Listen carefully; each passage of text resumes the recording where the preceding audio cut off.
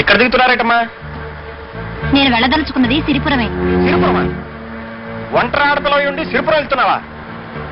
అసలు బతకదలుచుకునే ఎవరు ఆ ఊరు వెళ్ళరే? జాగ్రత్త అమ్మా.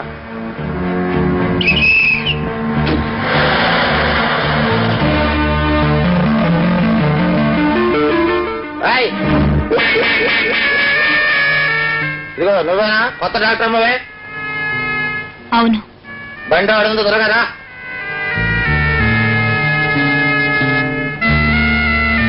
అలా చూస్తాడు, సామాన్ తీసుకురా.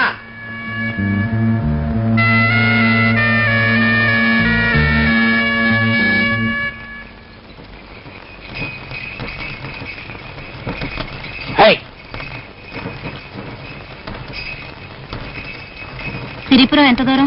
వెళ్తున్నావా? అదే తెలుసు, కూసో.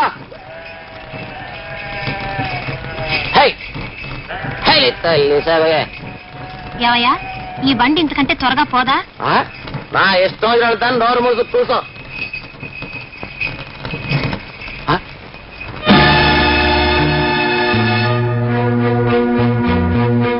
ఏమైంది? బండి ఎందుకు ఆగింది? అట చూడు, నీకే తెలుస్తుంది. దిగి వాటిని పక్కకు తోలేసి రావచ్చు కదా. వాటి తోటమే మధ్యలేని మాటలు మాట్లాడబాక. అవి ఎవరు అనుకుంటున్నావు? రాజన్నయ్య. అయితేనా వాటి మీద కానీ చెయ్యి పెడితే భుజాలు కడిగి నరికేస్తాడు రాజన్న. ఎవరా రాజన్న? అదిగో అటు చూడు.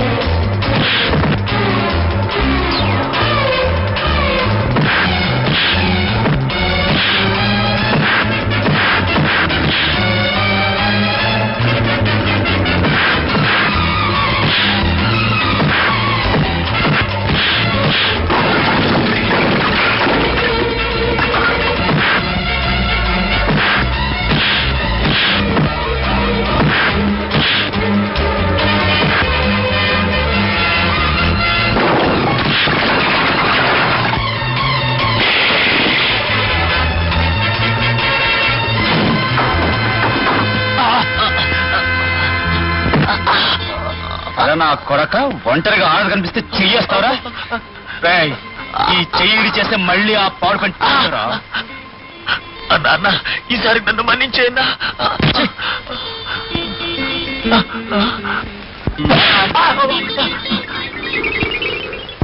నీకేం భయలేదమ్మా, నువ్వు వెళ్ళు.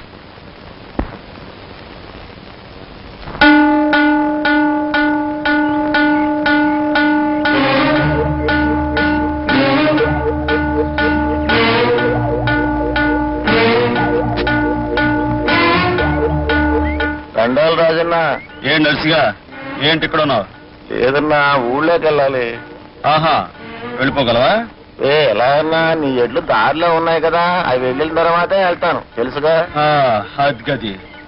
కాకపోతే బండిలో డాక్టర్ అమ్మా. డాక్టర్ అమ్మా?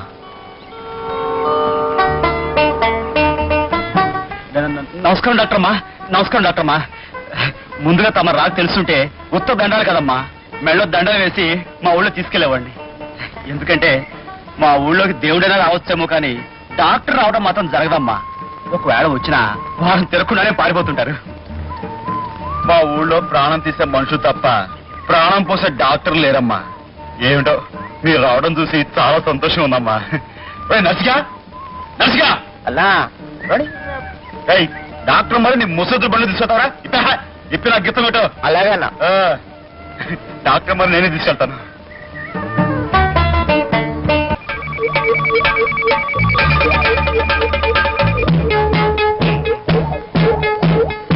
ఇదిగో నాయన అగ్గి పెట్టి